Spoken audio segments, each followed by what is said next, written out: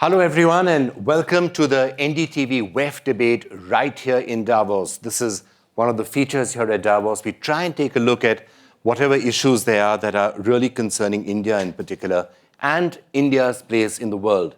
And our theme today is going to be India's turn to transform. And transform specifically in this case, we're going to be focusing not just on growth and growth rates, although those will come up, but specifically the current steps that are being taken against black money, against corruption, and specifically demonetization, that banning of high-value currency notes that took place 3-4 months ago has had a major impact.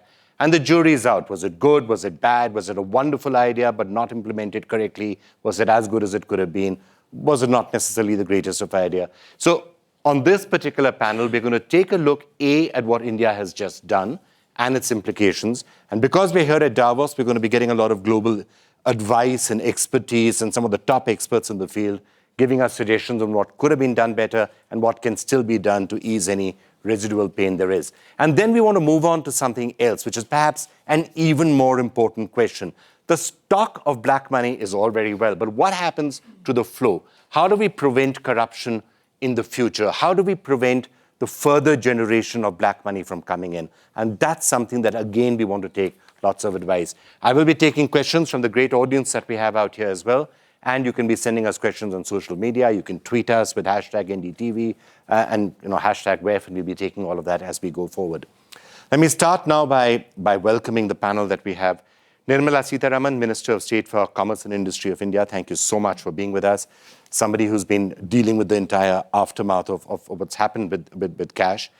We have Kenneth Rogoff here, who's famously written a book called The Curse of Cash. So I guess the Indian government could always say all they were doing was taking your advice, although I know you have said they didn't exactly follow your playbook, and we'll get you to tell us why. So, okay. So it's not all your fault, is what I think you're trying to say, Kenneth. Right. Arundhati Bhattacharya, the chairman of the State Bank of India, India's largest bank, and again has had to deal with all those long queues, which are now starting to diminish a little bit. But we'll get your sense and your perspective of it. It's a great pleasure to have with us Federico, Sturzenegger, who's the governor of the Central Bank of Argentina and a young global leader. Somebody who's also thinking about something very similar in Argentina. And we want to get your sense of what lessons you may or may not have learned from India. And if you're doing it, would you be doing it slightly differently? And Carmen Reinhart is a professor of the International Financial System at the Harvard Kennedy School. Written a book also, or a couple of books, I think, with Ken Rogoff. So we have a large Harvard contingent out here. You were also at Harvard once upon a time, so large Harvard contingent out here. You'll perhaps be helping us with some of the theory and how we can put all this into practice. Maybe if I could get a minute each from all of you, and then we'll go into a freewheeling discussion on this. Nirmala, why don't I start off with you? Here at Davos, everyone would be asking this question. Look, here you had India chugging along really nicely, the fastest growing economy in the world. And suddenly you decide to take a step. And as for the IMF, again, we're no longer the fastest growing economy. We're now just slipped behind China. It will recover, no doubt, within a week or a month. But why did the government feel it was necessary to do this? Well, it was part of our electoral promise. And even soon after coming into power in May 2014, we started doing a lot of things which were till then not even touched in spite of a Supreme Court order. And if steps were to be followed, we followed it up with many other steps which were necessary, like coming up with an income disclosure scheme, which ended as of the September 30th, 2016, whereby people were asked to declare non-tax paid assets which were otherwise kept away from the system. Besides that, we've also been negotiating with countries where Indians have kept accounts abroad, where non-tax paid money or assets had been created. We wanted the information to be shared. Agreements have been signed.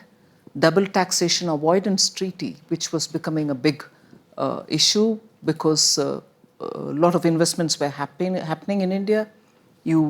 I do not know if that expression is common outside. We call it as round tripping of cash. Indian money going outside and coming back as fresh investment back into India. neither paying tax in India nor paying tax in the host country from where they were coming. So these were issues, one after the other, the government has done in the last 2.5 years. Other than, of course, bringing such laws which would very clearly not entertain holding of assets which are not publicly tax paid and declared. Now, this step of demonetization was absolutely necessary because we are talking of an emerging economy. We are talking of a country which could send, Mangalayan to the Mars. We were doing a fantastic lot of research, but yet 87% of our economy was in the informal, only cash-driven segment. And when I say only cash-driven segment, these transactions were not even getting captured anywhere. The money wouldn't go to banks, the money wouldn't come out of banks, the transactions were not getting recorded anywhere, and as a result of which, the number of people who were paying tax as per the existing budgetary announcements was very, very small. In fact, this is a famous statistics which we keep quoting nowadays. Only about 50 lakh people say that they earn over 10 lakh of rupees annually and therefore are subject to some kind of a tax. All others who file their returns but pay no tax. Can a country which is aspiring to grow manifold in research, in innovation, in bringing newer technologies on the one hand, and on the other, which has a bulk of population which still needs a lot of entitlements to be provided to them, can we survive if this is the kind of tax to GDP ratio continues? And the two denominations of currencies which were made no longer legal tender, the 500 and 1,000, in value terms, constituted 87% of the entire currency floating in the country. We had to do it, we owed it to the country, and we don't regret it. You owed it to the country and you don't regret Absolutely not. It was required and we took a bold step. And it is, even if it sounds a bit propagandized, I'll say this. You need a leadership which has the courage and the vision to do it, and also the stamina to stick with it, to say that it is for the good of the country, maybe long term, short term, yes, you may have pain. We are willing to redress the pain as soon as possible. But I'm sorry, we have to do it. All right, we'll come back and discuss a lot of what you have said, but let's get opening comments from everybody else. And Kenneth, Rogoff, so in the curse of cash, and you were really addressing it more to the United States, you were addressing it more to advanced countries. But you were pointing out that high denomination notes, such as the $100 bill, are essentially used more in the underground economy. It's not used by the vast majority of Americans, which is why you said it needs to be done away with. So to that extent, you were echoing part of what she said. What was your sense, though, of overall what happened in India and why you think it deviated from your playbook? I want to underscore some things the minister said, that the Modi government's had a broad array of measures at trying to deal with the black economy, trying to deal with tax evasion.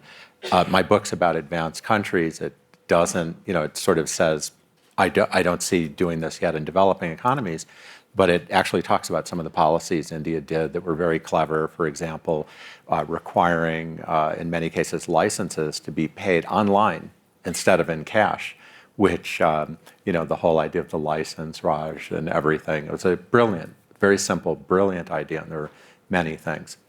On the demonetization, I think certainly the idea behind it was good.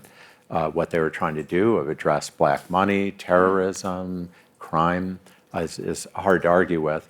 I would say some of the tactics, if I had been asked, I might have said to do differently. First of all, there are people who recommended doing it overnight. I point to someone in the 70s, but I say 5 to 7 years is better, like the Euro system did, in order to avoid collateral damage.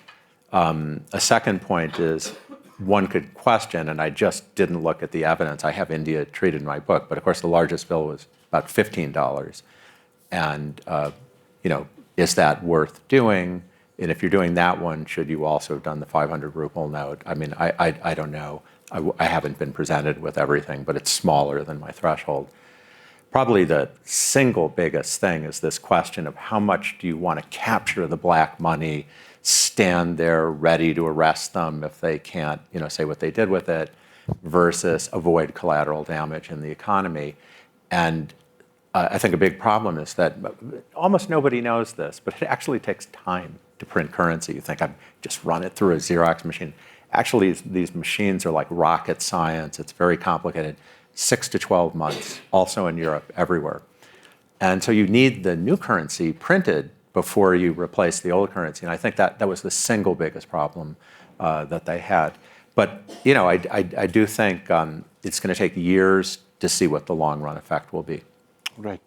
Nirmala, before I come to the others, maybe I can get a quick reaction. So Kenneth had said that his preference would be to do it over a longer period. And I understand the reason you didn't do that was because you wanted to catch the people with black money unaware, which you couldn't have done.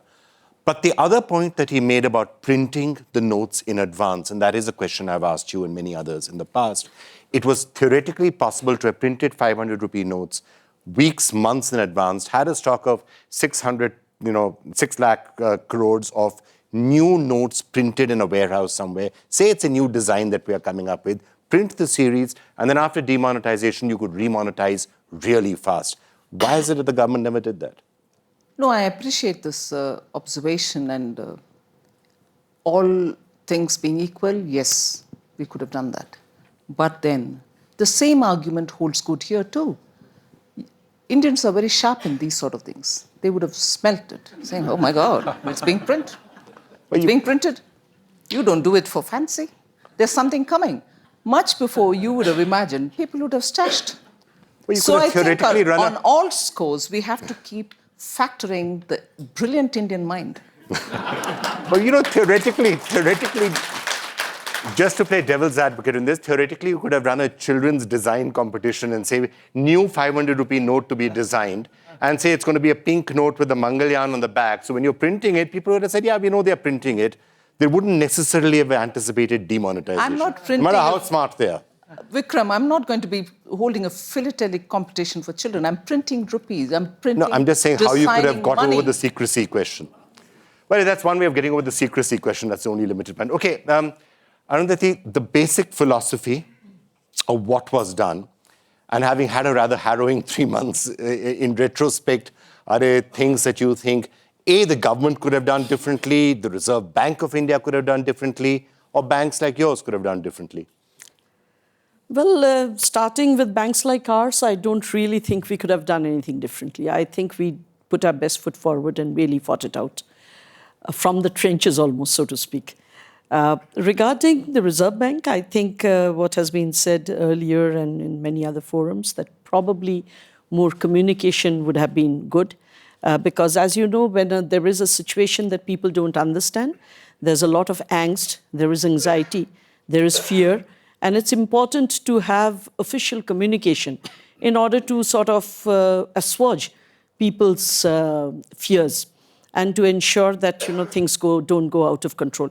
In fact, I personally have done a lot of communication mainly in order to give that sense of comfort to people that things will work out and it's a matter of time only. Regarding the government, I think the only thing that probably they should have done is to have more stock of new notes printed before this whole thing came in. The minister has already said why that was not possible. So that's for anybody to accept or not accept. But probably that is one area where, things could have been better. But having said that, if I can just add that what was amazing was this 1.3 billion people strong country. 86% of the cash that you had suddenly goes out of the system. And you have these huge crowds in every single bank outlet. But in spite of all of that, not one riot, not one loss of life through rioting or law and order situations. There could have been some people who fainted in the lines or even lost their lives on account of very many other things, but that could have happened in any situation. But the fact that nobody in the country actually took law and order in their hands in the face of such a huge situation, and also, this was the first time, being a very large bank, I am used to receiving at least a dozen complaints of misbehavior every day. This was one period when I didn't receive a single complaint of misbehavior throughout this entire period. So, there was a lot of, a popular feeling of support for this step that has been taken. And obviously, people who were serving them, that is our employees as well, they were sort of, it became a kind of doing a kind of national duty almost. So it was a very different feeling, and I do not really know how that came about. But probably there is a feeling that not enough is being done in order to ensure that the gains of prosperity is being given to all. And this was seen as one of those steps that would be required for that kind of a thing. So psychologically, people put up with hardship because they thought this was a decisive blow against the fat cats and the others who were... So in a sense, it was almost like standing in the line and signaling that same protest that we've been talking about so much here in Davos, that this is the way that the people with ill-gotten gains are going to get it in the neck. And I think it's very important. One of these surveys in India said that 58% of India's wealth is concentrated in 1% of its people.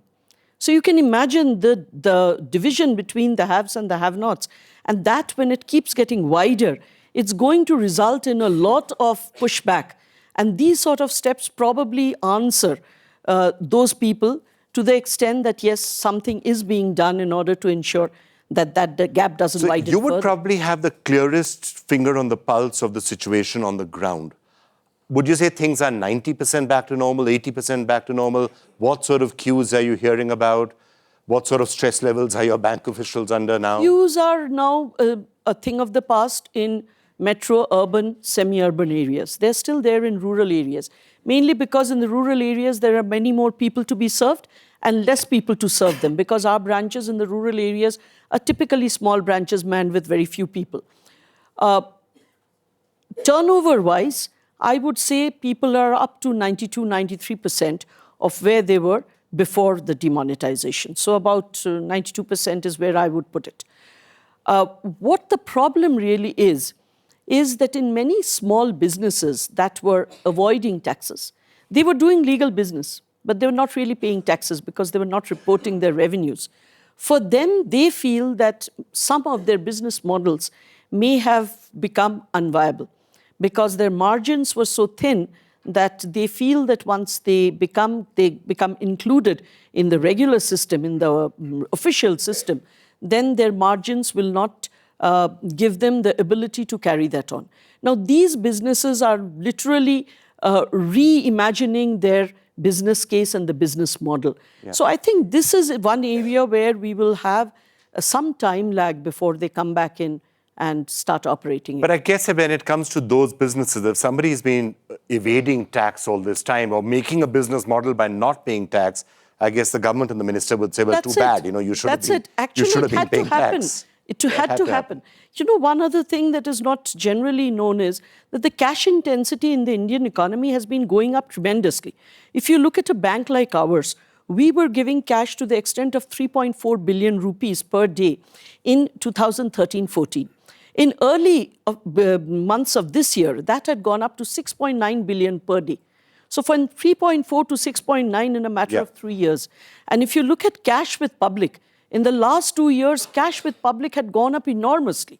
Not only that, in 2006, the higher denomination notes comprised only 46%. From 2006 to 2016, in 10 years' time, it had come from 46 to 86%. Could also be partly the effect of inflation. The cash economy had become immense, absolutely. Nirmala, before I come to Federico, I think you would also, probably, the Prime Minister said it in his last speech, applaud the resilience of the Indian people, that they actually, this entire period, 2-month, 3-month period of what must have been an intense amount of hardship for many people, done in surprisingly good grace. Not just that there were no riots. You talk to people in the queues, they said, well, all right, we are there, there's hardship, but it's probably all for the best for the future. So I guess you would be joining the Prime Minister and applauding the people. Absolutely. No part of the country, because all of us, ministers, MPs, were moving around to different parts of the country to understand and take the feedback.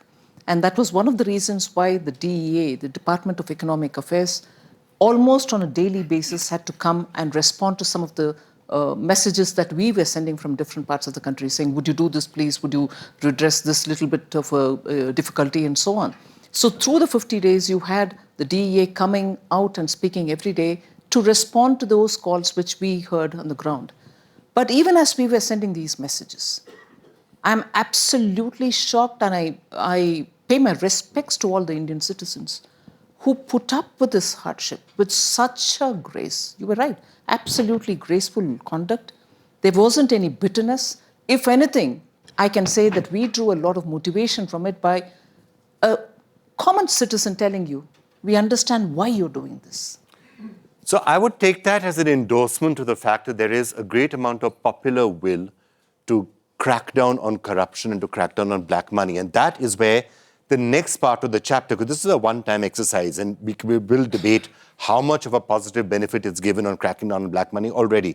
What happens in the future is going to be perhaps even more interesting, which we will come to. And you do therefore have popular mandate and popular support for steps that you will take against corruption and against black money. But if I could just come to you, and looking at what's been happening in India from the point of view of Argentina, and as the governor of the Central Bank of Argentina, being tempted to do something very similar, what would you do similar to this, and what would you not do? And why do you think this has not been why are you tempted to do something like this? Well, I'm not here to give any advice. I'm just here to share our experience, because we've been thinking about this issue for a while. In fact, a couple of years ago, I wrote an article in Argentina saying that we had to phase out the high denomination bills. Okay? Created quite a bit of a stir. So I'm very sympathetic to this. And I also admire the boldness and the stamina, I think you said, Minister, to carry through these policies. Why is this an important issue in Argentina? The first one is because we want to bring people into the formal economy.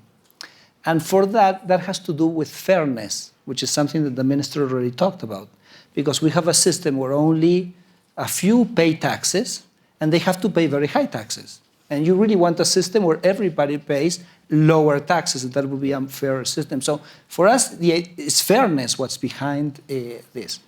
A second concern, which I don't know if it's relevant in India or not, but it's very relevant in Argentina, is security.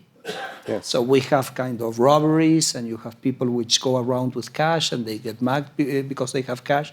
So if you actually take that cash away, then you have that disappear. And we also think that there's an efficiency gain to have the means of payments being done in an electronic manner. So there are three very important reasons, to which we could add a fourth, which is that the cost of printing money, maybe people don't know this, because people take it for granted. They receive the bills, they go to the bank, they use the bills, but someone has to print those bills. Someone has to get those bills to them, and this is a tremendous cost for the economy. It's actually very expensive. So basically, we had this idea that we needed to phase out cash for these four reasons. Actually, there's a puzzle, because we're so accustomed to use cash that nobody charges for cash. So in fact, the current system subsidizes cash. It's not that we're not kind of phasing out cash. Today we're subsidizing cash. So we really want to get away from that. Now, in Argentina, we had an experience about 3 years ago where we said that from that, and it was very quick, very much like in India, but it was done for paying the buses, the transportation system. So the transportation system was not going to use coins anymore. You would have to get a card, and you would be able to pay with a card. And that was tremendously successful. In fact, we phased out the demand for coins. For example, the central bank, I have barrels and barrels and barrels of minted coins that nobody wants, because people don't use coins anymore. And people took this, and this eased their lives, and it saved a tremendous amount of costs. It was a very successful experience. In the case of bills, we've decided to do a different strategy. So let me tell you what we're doing, because we're kind of in a different process, but in the middle of the road. First of all, we decided we were going to provide an alternative to cash. The first thing we were going to do is prepare a digital alternative to cash. So we asked the banks to provide a network for transactions which are called direct transfers, where people can transfer money from one bank account to another account over their cell phones. And these networks came in operation. They have to be interoperable, meaning that you can actually hook up to the network regardless of what bank you have your bank account in. I don't know if this is similar to India, but in Argentina you can do this because cell phone penetration is very high and smartphone penetration is very high. So you actually have the technological platform in order to do that. So our first step was basically to provide basically an equivalent alternative to cash, but in the digital world. And those networks started operating in Argentina the 15th of December of last year. So it's just right there.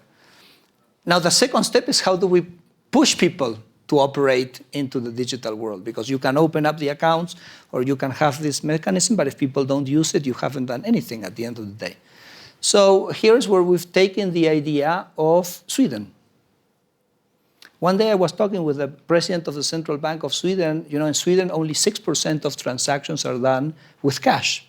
94% of transactions are done in the digital world. And then he said, how did I get people to move to the digital world? He said, I had a lot of troubles convincing the Swedes. You know, the Swedes typically are farmers, we're very conservative, and they love cash. So how do you push them to go to cash? And he said, well, I go back to this idea that cash was free. Why is cash free? I'm going to charge banks when they want to use cash. So he started charging banks for using cash, and the banks themselves did the work of basically taking people to the digital world, because for them it was costly to use cash. So what we're doing in Argentina, and I finish with this, basically what we call phase two. Phase one was to having the platform. Phase two is we stop receiving cash from the banks. So now the banks have their vaults full of cash. They don't know, they can't use it as reserve requirement. It's a cost for them. So this is the incentives we're providing to have them move people to the digital world. We've opened up a market for cash, an electronic market for cash. So if one bank has a supply of cash and another bank has a lower, they will trade between them and the central bank will not intervene anymore. But that will make them more cumbersome to work with cash. And at the last phase, and with this finish, is we'll charge bank for the cash. And we hope that with that we'll kind of seamlessly move people to the digital world. So your plan does not ever involve doing like what was done, which is just to say, okay, it's banned. High denomination notes are banned. You can't use them as legal tender. You didn't consider doing that? No, for example, we are not keen on surprising people. For us, the problem for the real problem for us was not so much the stock, was really moving the economy to a new kind of way of doing transaction. So we thought perhaps it was much better to kind of make sure, and of course India will be successful because the example I gave of our card so it will be successful. But we thought our focus was on how do we move the economy to a more formal economy, and we were not so much concerned with the current stock. I think I understood from the minister that for them it was a very important, it is a very valid concern as well. Nirmala, some of those examples, and I'm sure you must have been studying other examples like this elsewhere, which did not quite involve that short-term pain that the surprise element had, which is to just say, okay, from tonight you can't use it anymore. That has a surprise element, and that has the reason for that surprise element is that one-time strike on the stock of black money, not on the generation of black money, not on the flow of black money, not even on moving people to digital ways of payment, because you can do that through other methods, as was just suggested. The only reason to have that surprise attack was a one-time strike on the stock of black money. With all these months having gone by and the data there, how successful do you think that strike was? Because we still, from whatever we are hearing, a lot of that money has now come back into the system. So it's possible that that stock of black money ended up getting laundered, in which case that one advantage would not be there. Well, I think there are several points that you packed in your question, which answers the question itself.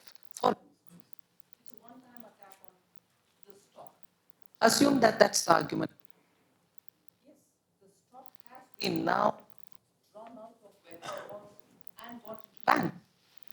And when they've gone into banks, it means they are now going to be available. So that is one thing.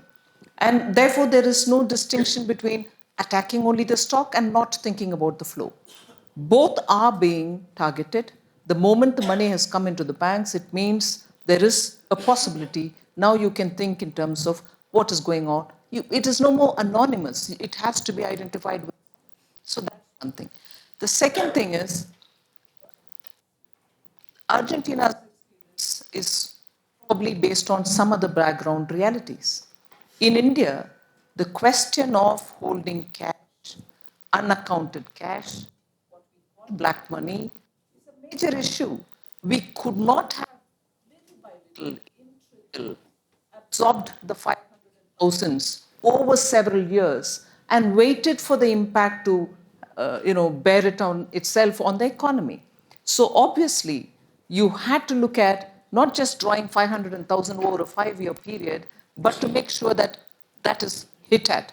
You were talking about Argentina having about 5 to 6% of cash, whereas the international average, the average is about 7% cash to GDP. I was just going to make the point that Argentina is a light cash country. Yeah. That's right. After many years of high inflation, India is one of the highest cash countries. It's a very different logistical That's problem. right. The background is completely different. And now, the point that Argentina is making, and which sounds very convincing, is the kind of trajectory that we are taking also. We are going in for mobile-based transactions. And India has great mobile penetration, not smartphone. There is some section of smartphone users, but they are not very many. The other phone is what is dominating. Every mic seems to have a problem. For some reason, So even those who do not have smartphone, let's just pause for a minute while we can fix this. Is the mic problem or is there something at that end? I think both mics are on. So yeah, this is fine now. Is that fine now? Should I continue? Good? Okay, great. I think we. Even for those who are not having smartphones, the mobile app that we've come up with, called BHIM, Bharat Interface for Money, is really so popular, and the USSD transactions, which don't depend on internet availability, it doesn't depend on a smartphone, it can be done anywhere through simple SMS texting. But not many people That's- are using it right now. It's about 5,000 transactions a day when we last got the data. But how many days after demonetization are you talking about? It can't really reach Indians within 2 days to prove that, oh my God, this is what success is. The success is people are ready to adopt it. And if I don't sound cynical, I've found many of us sitting in Delhi or Mumbai hesitating to see, oh, have I got to use my phone? By using my biometric, I'm okay with my card. Whereas my shopkeeper in my village or the vegetable vendor in the village who sits on a pavement and sells says, Madam, whatever it is, you can do this QR. Put your phone, show the QR, you get my payment. Okay. No, I- Federico, you were trying. Adaptability is Yeah. faster among them than with Before I us. get Carmen in, you wanted to I add wanted something? to say, don't misunderstand me. I think that going after the stock is a very valid objective. And as Ken was saying, Argentina comes from many years of high inflation, so our cash is 1% of GDP. That's why for us, the stock was not that so relevant right. issue as opposed to kind of move into the digital. So I think Yeah. given those different circumstances, you can Yeah, understand. every logic country of has their own approaches. circumstances. I mean, we've heard lots of the arguments, pro and con, and I just wanted to get your expert view on, before we move on to what should be done for the future, your take on a lot of what's happened so far. So I concur with the view that it's short-run pain and long-run gain. I think the signaling that we are becoming serious about playing the big league with an integrated economy, reducing the underground economy, reducing illegal transactions. I think a good characterization is indeed short-run pain, long-run gain. Now, I'd like to put two things on the table. One was when in November, I, like everyone else, was surprised by the move. I tried to see, are there comparable experiments? And if you look at the historical examples of currency conversions, you could find basically 3 different types. One was a fairly moderate approach. Ken has written about this. Canada phasing out the $1,000 bill, or Singapore doing away with a $10,000 bill. But these are small compared to India's 86% of the outstanding stock of currency. The second type of experiment is currency changes that usually, and Ken and I have written about this, you can look at them and by the dozen. And these typically come after high inflation, in which you have wholesale currency conversions. I believe Brazil may hold the record. They had 4 currency conversions in less than 10 years.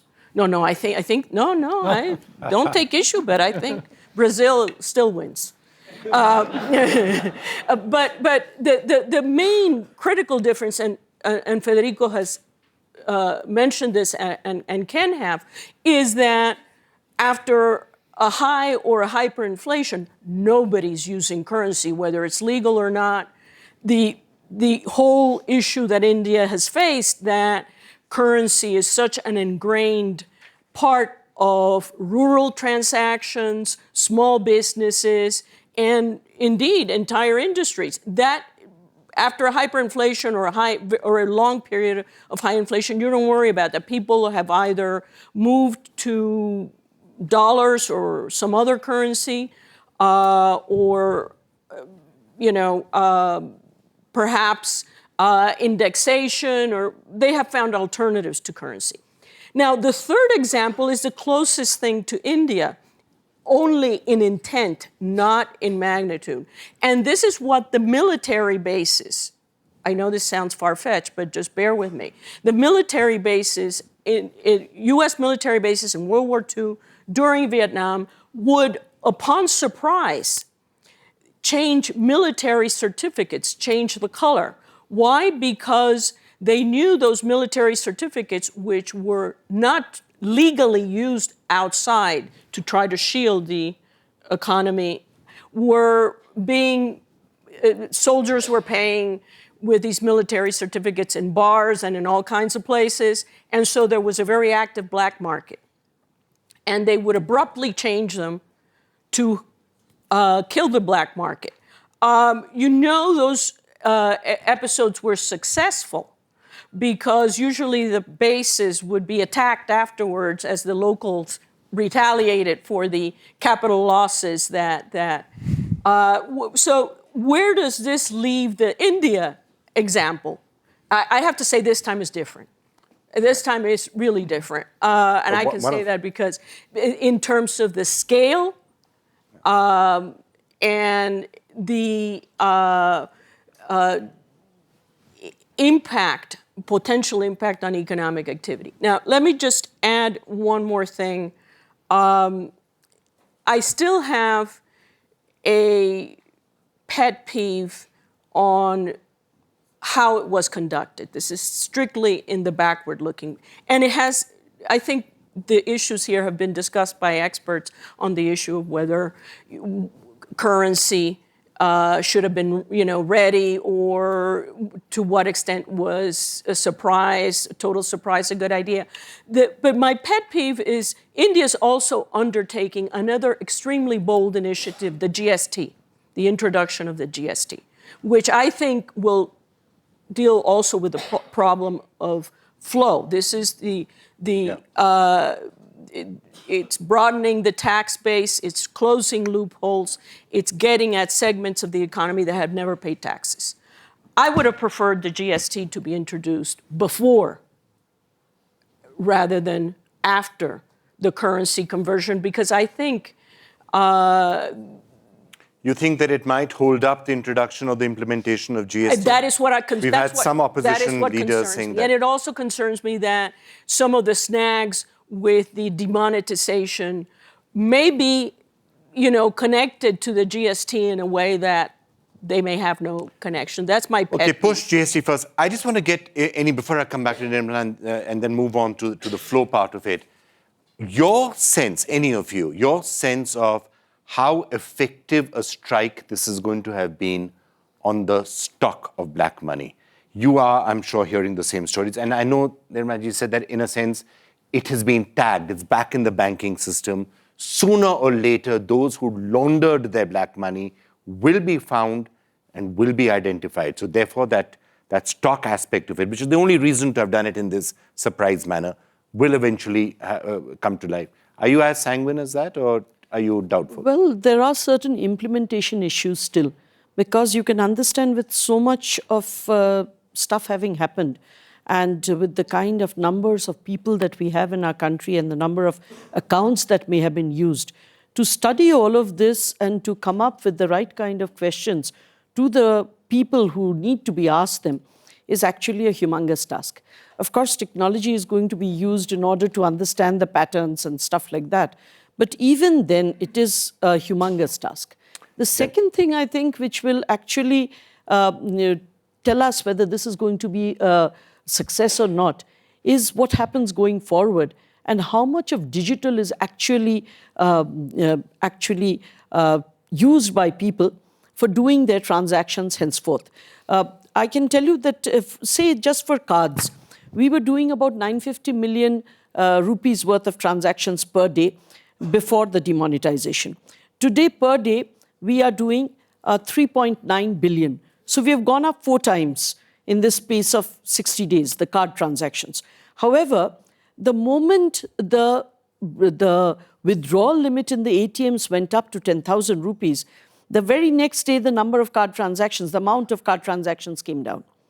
So, you have to make a lot of efforts to ensure that people don't slide back into their old ways of doing business. And things like GST actually come in very quickly in order to plug the loopholes so that people actually are enthused or pushed and incentivized to actually remain in the white economy. Ken Rogoff, the only reason to do it the government of India way as opposed to the Ken Rogoff way would be that strike on the stock of black money. You think it's been effective?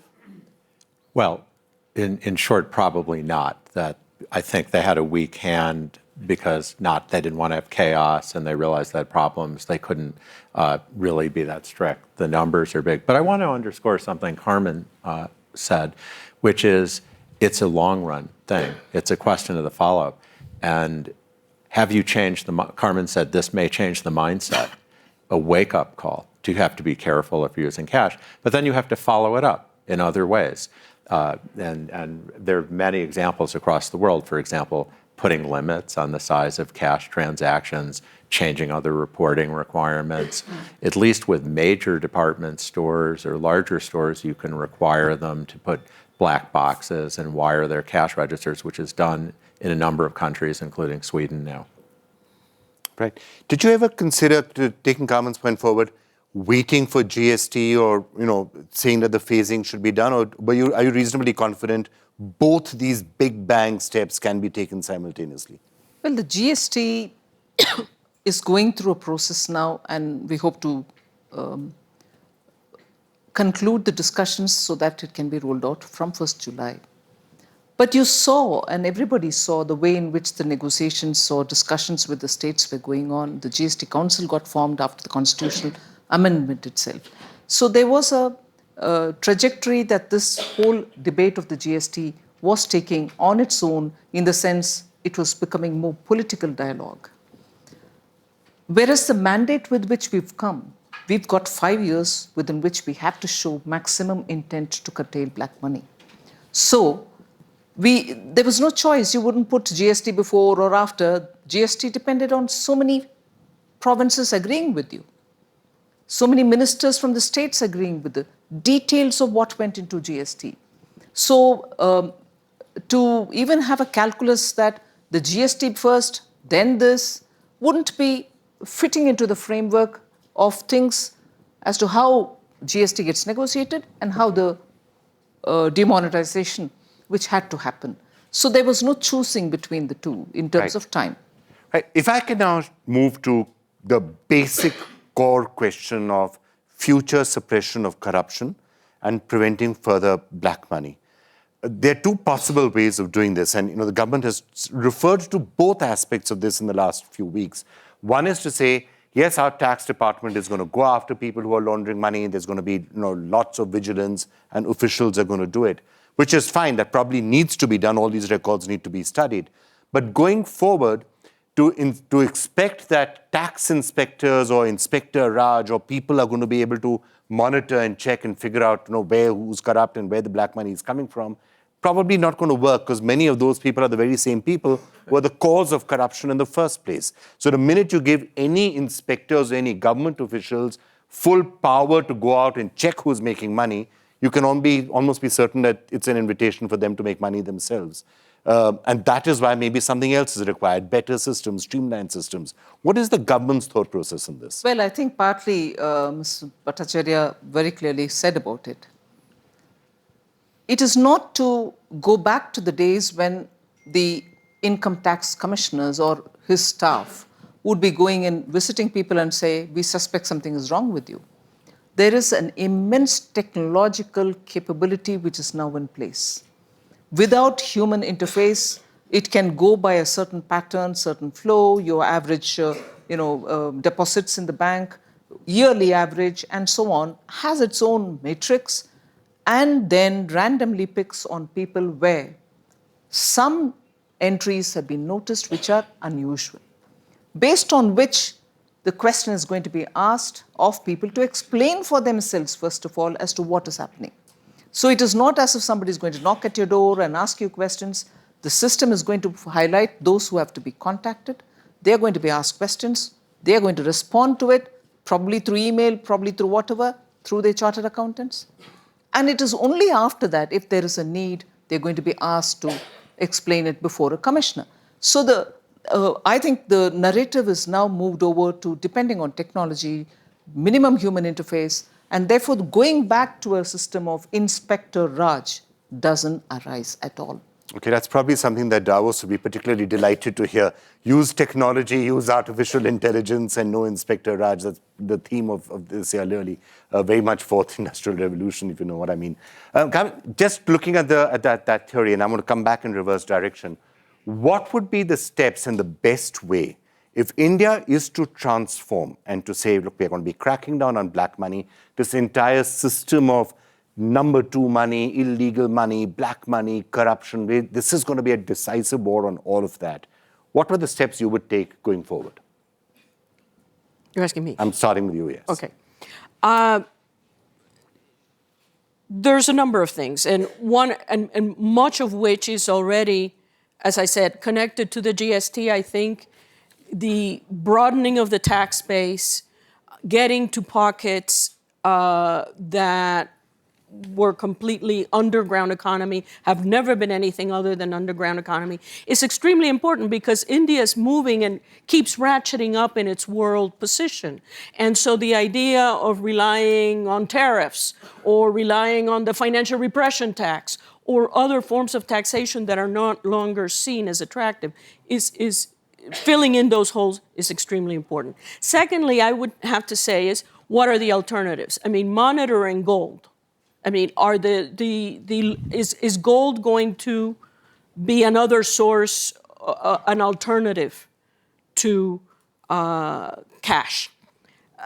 Then there is a nebulous area of Bitcoin. I mean, we have seen in periods of, for example, in China and in Greece, in periods of extreme stress, that capital flight has really ramped up activity in Bitcoin. So what I'm making is the generalized point that monitoring what alternatives could be out. So monitor the alternatives and see where else that black money and really proceeds going of corruption for the implementation of the GST. Lessons that you perhaps have learned, because Argentina and many other countries in Latin America have also been fighting those similar wars against corruption and black money. What's worked? I go back to the example of our card for transportation. It was very successful.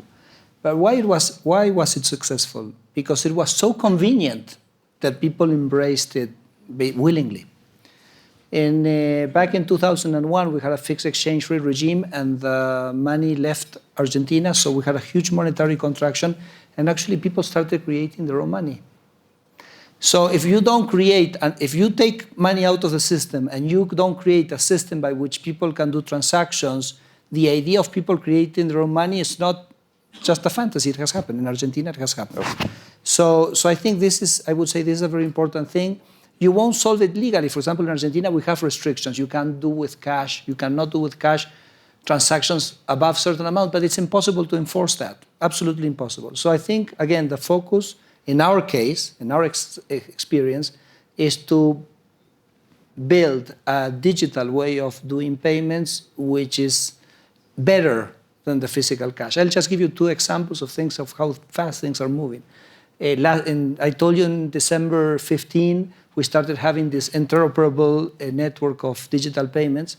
At the same time, we basically forced the bank to offer their clients something which is called an MPOS. It's a dongle.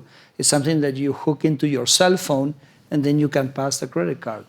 Well, that already 2 months later, that's obsolete. Now the way you do the payment is that you have the grocery store or the cab driver or whoever to print on a printer a QR code, and you basically take a photo of the QR phone, and then the money goes directly. You don't need a machine. You don't need a connection. The seller needs nothing. Just needs a piece of paper with a picture, and he gets the money or she gets the money. I'm seeing Amitabh Kant, here in the audience. He'll probably tell you some of what India is trying may make all of that obsolete. Actually, if you can get a mic to him, perfect time to perhaps get you in, Amitabh. What India is trying now with biometrics and thumb scans, does it go even further than that?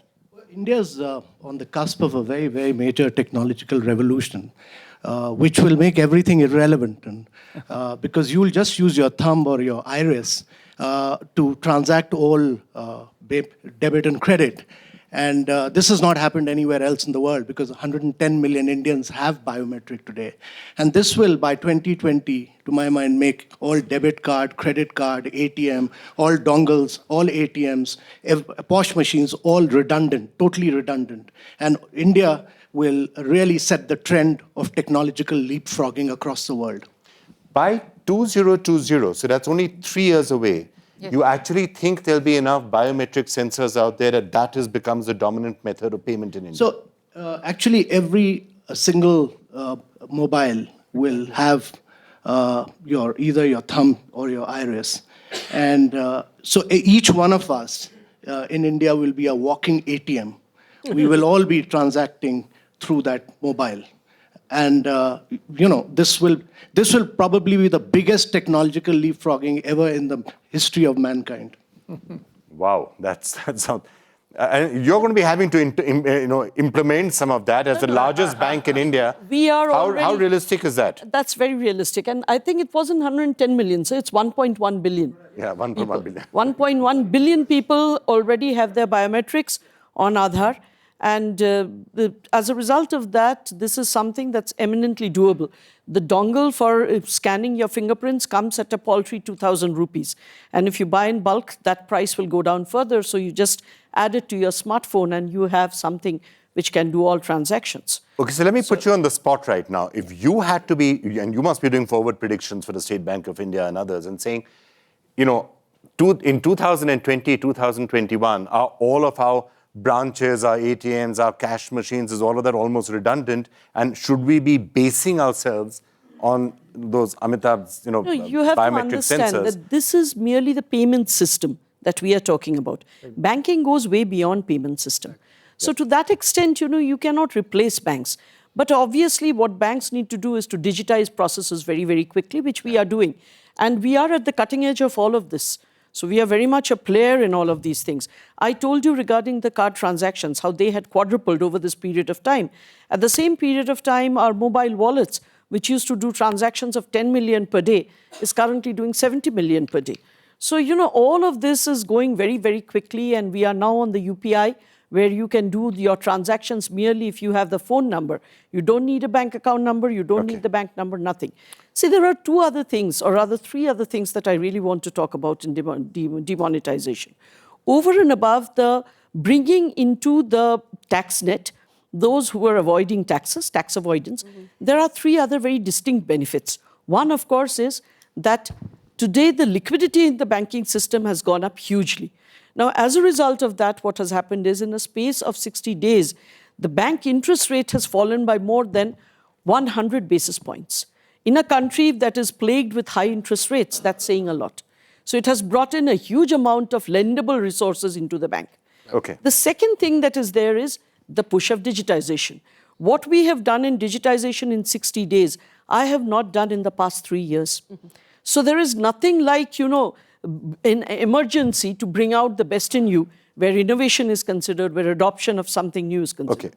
And the last thing I want to say is that financial inclusion, which started with the opening of accounts, that has really been pushed a lot.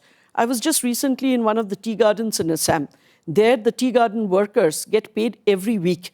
For the last 200 years, they have been paid in cash every week. For the first time this time, we opened all of their accounts. And one person from media, in fact, was telling me that, would you say that for the first time, freedom has come to these workers after 200 years? So there is definitely a push towards financial inclusion. Well, one example of how fast everything is moving digital. So we do have Chandrajit Banerjee, the head of CIA, sitting right here in the audience, but has preferred to send his question here on the iPad. So an interesting question. There.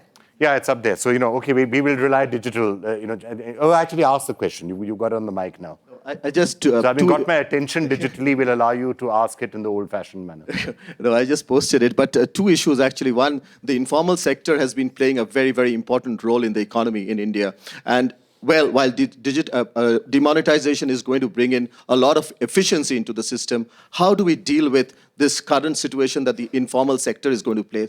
And the second is a lot of money has actually, all the black money, a lot of black money has come into the banking system. How do we ensure that, again, does not get back into the black economy once again? Nirmala, so that's a round tripping of a different manner, that it's gone into the banking system, but is back out now, again as black money. And we keep hearing these anecdotal stories of raids being conducted and people being found with large stacks, stacks of the new 2,000 rupee notes. That's one issue, where the new 2,000 rupees notes had to go to the people, it hadn't. And some black sheep in the banks have siphoned it off. And the government is after them, we are going to get that back. But the question of money which has come into the banks, not all of it is white. Not all of it is going to go without questions being asked.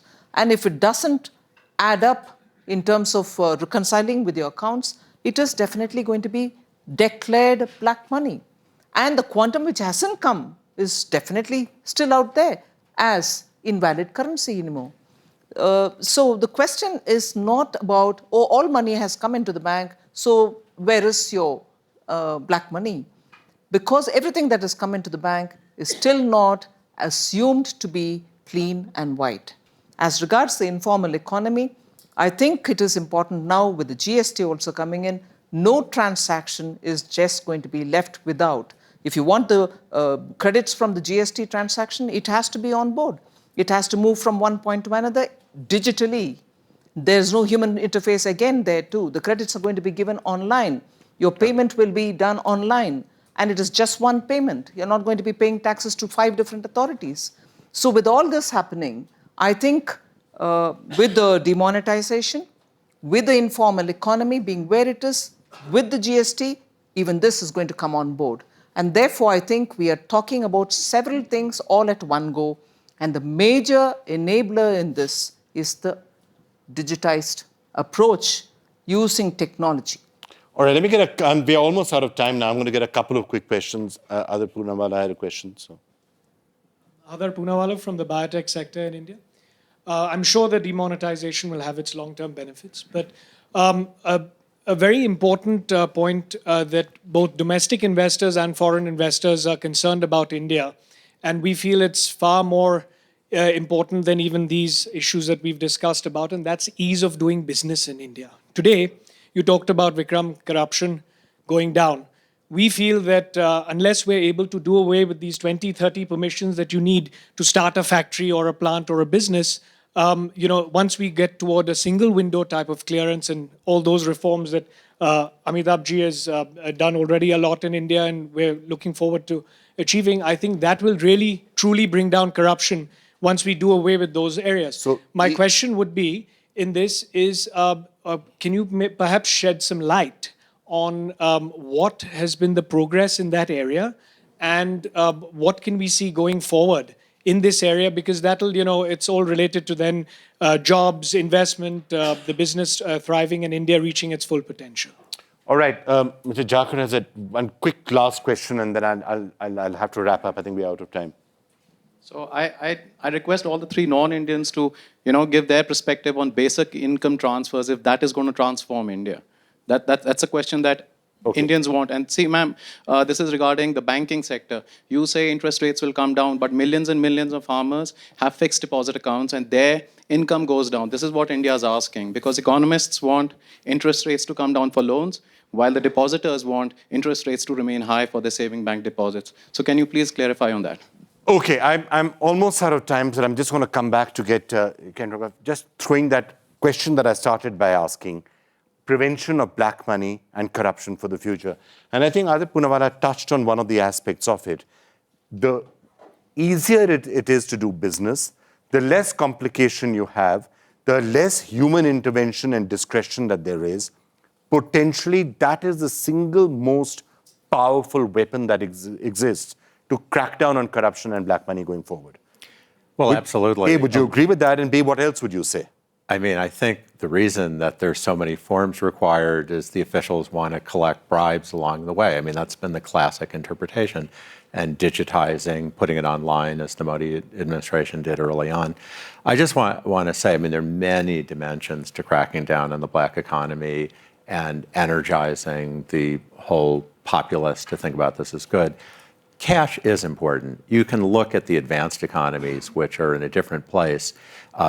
Even in places like Germany, the level of digital transactions is growing, cash is declining in the legal economy, but the demand for cash is exploding because of the underground economy. You see this dramatically in the advanced economies. I think it's right to identify cash as particular. Bitcoin is just not a substitute for cash because it's not legal in all the same places. So it was right to try to address this.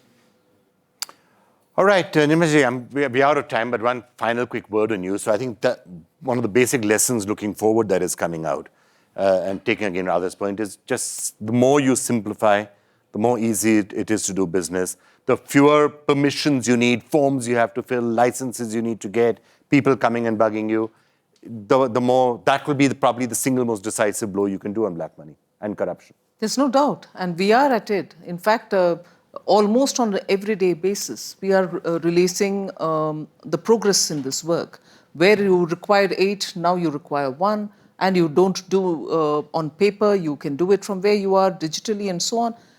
It just doesn't stop with just the central government. We are working with the state governments. We have even gone down one layer to the local authorities who actually issue the permits at the ground.